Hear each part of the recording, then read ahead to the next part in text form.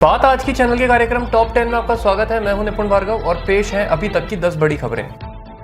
वरिष्ठ आईपीएस अधिकारी सोनाली मिश्रा को रेलवे सुरक्षा बल की पहली महिला महानिदेशक नियुक्त किया गया है। वह मनोज यादव की जगह यह जिम्मेदारी संभालेंगी।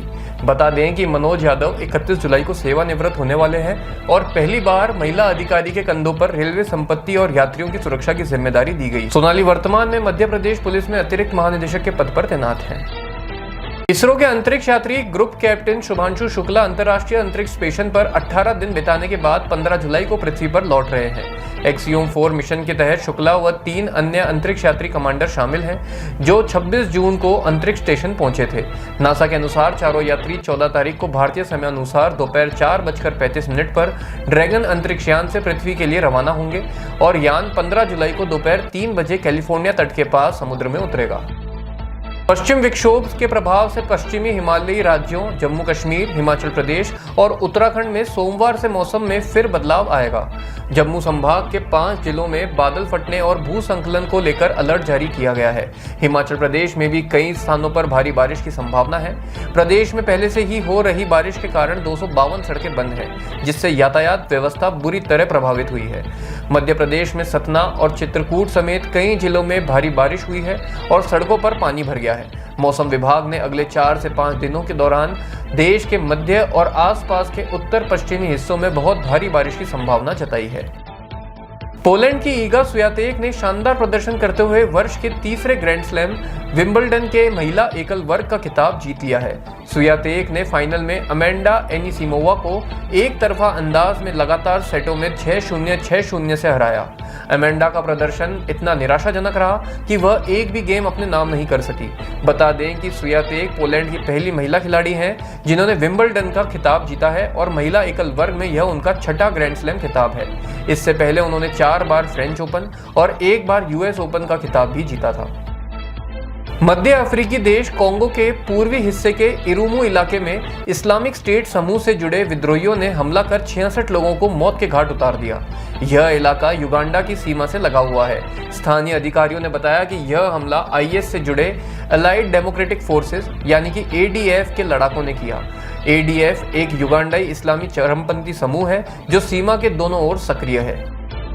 असम के सीएम हेमंत बिस्वा शर्मा ने बेदखली अभियान के बाद भूमिहीन लोगों के दूर दराज के इलाकों में जाकर बसने पर सवाल खड़े किए हैं। उन्होंने शक जताया है कि इसके पीछे एक साजिश हो सकती है। सीएम शर्मा ने कहा कि यह समझना जरूरी है कि ये लोग खुद जा रहे हैं या कोई उन्हें जानबूझकर वहां भेज रहा है ताकि राजनीतिक फायदे के लिए वोटों का समीकरण बदला जा सके।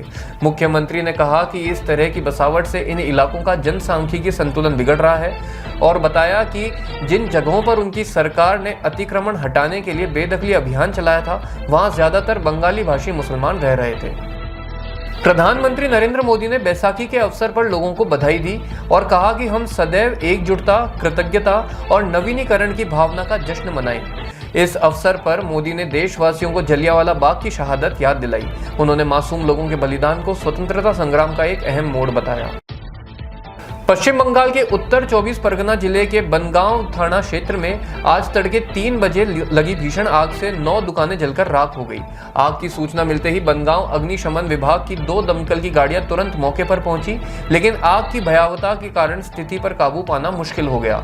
सुबह 6 बजे तक भी आग पर पूरी तरह काबू नहीं पाया जा सका।